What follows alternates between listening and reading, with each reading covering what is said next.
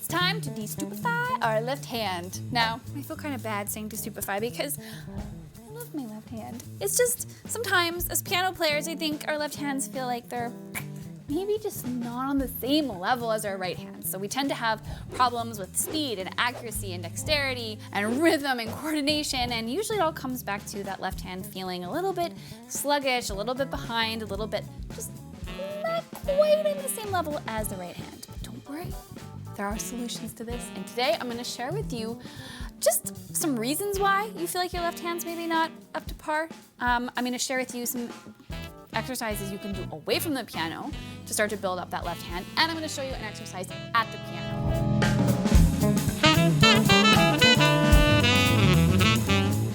Let's start with why.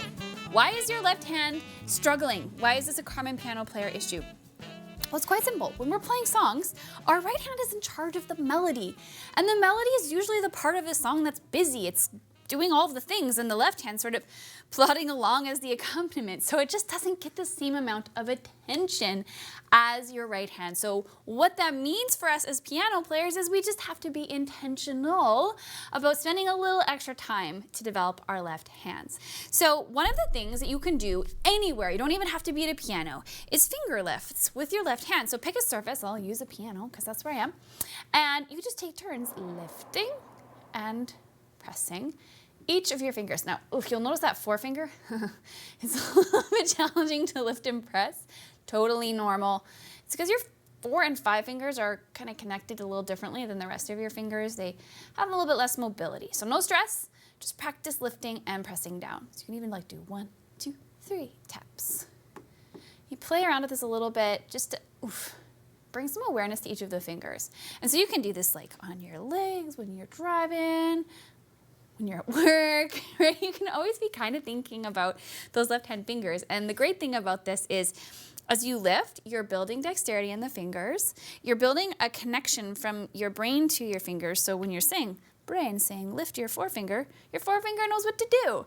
And so all of this is really good. And if you lift and press down, you can work on building strength as well. So it's a great thing to do anywhere. But let's get to the piano. I want to show you ways that you can play at the piano to develop a smarter left hand. So what we're going to do is we're going to do an exercise that kind of targets a little bit of all of the areas that we might struggle with our left hand. So accuracy, speed, dexterity, coordination, rhythm, all of the things.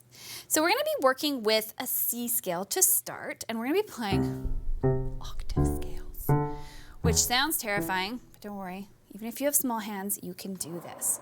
So place your hand in an octave position. Pick a C that's nice and low.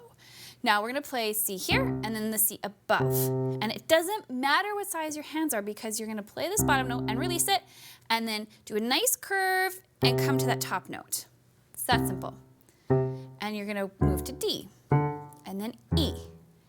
Now I'm targeting each note that I'm about to play with my 5 finger. So I'll demonstrate what I mean by that. So as I'm moving, I'm going to move down the scale now. I'm always thinking, where do I need to be? So my 5 finger sets me up. After I've played that note, my thumb's kind of automatically searching for the match to that note. As soon as I play this, my 5 fingers like, oh, it's time to move. Get ready, think about that A. So I'm visualizing where is it, and then I'm landing there with my 5, and that gives me time to kind of figure out where to be with my thumb as I move through the scale. Now, you might be hearing that thinking, well, that's simple, anybody can do that. Yeah, but what happens if you have to bring the speed up? This really, really challenges your accuracy. Oh, I missed a note. And I have to really focus when I'm playing this in order to play it consistently and not miss any notes and not get tense. So that's another thing to really bring your attention to as you're doing this. You don't want your fingers to get tense. As soon as you start holding on, you'll notice that this gets sore and your fingers kind of tighten up. So keep your wrist elevated, keep this relaxed. As soon as you start to feel tension, shake your wrist out and then just continue. So if I'm tense here, oh, tense, relax, okay, keep going. There's nothing wrong with that. It'll build really good habits that will teach you how to relax as you move between the notes. Now, here comes the coordination piece and the hand independence part. We're gonna actually be playing with our right hand now while we play these octaves in the left. So it's gonna look like this. just playing the notes of the C scale as we play these octaves in the left. Now you may be noticing that my left hand is playing staccato, meaning I'm coming right off the keys, and my right hand is playing legato, meaning nice and smooth.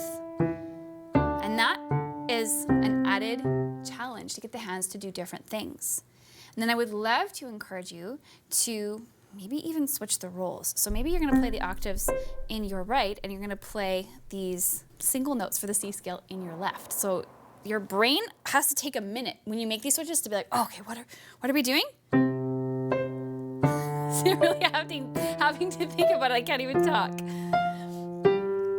So I'm pretending like there's honey on the keys for my left. They're sticking.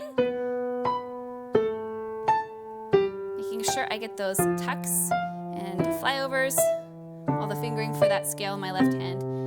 Perfect as I go. That was a challenge. I had to think about it. So it's a simple exercise based on a simple scale. But when you get a little bit creative with something simple, and it begins to challenge you, and you start to think about it differently, and your brain has to be more active. And with that focus on the left hand, you know, with those octaves, with keeping that tension relaxed, with playing with being staccato and then legato, and then switching the roles between the hands, you're just making your left hand smarter, is really what it all comes down to. So take this little set of skills where you are, doing those little finger lifts anywhere, and then practicing this exercise. You can also practice this in any key signature. I'd highly encourage you to try it in the key of G or D. Pick any of your favorite scales to apply it to.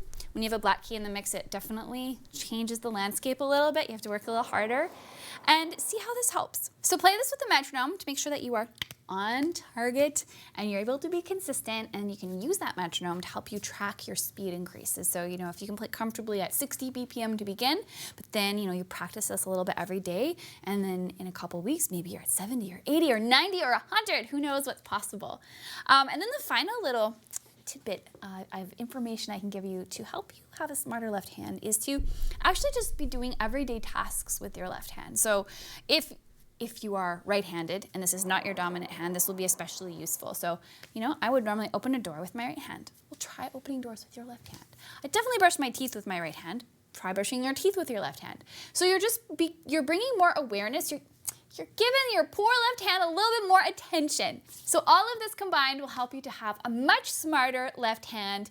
And when you go to play your songs, you're gonna feel way more confident, you're gonna feel way more in control, you feel like your hands are cooperating, finally, and who doesn't want that? So comment below, let me know if you struggle. If the left hand is something that you struggle with, let me know how these exercises go. I love hearing from you, so make sure you drop a hello below in the comments. Happy practicing, and I'll see you around.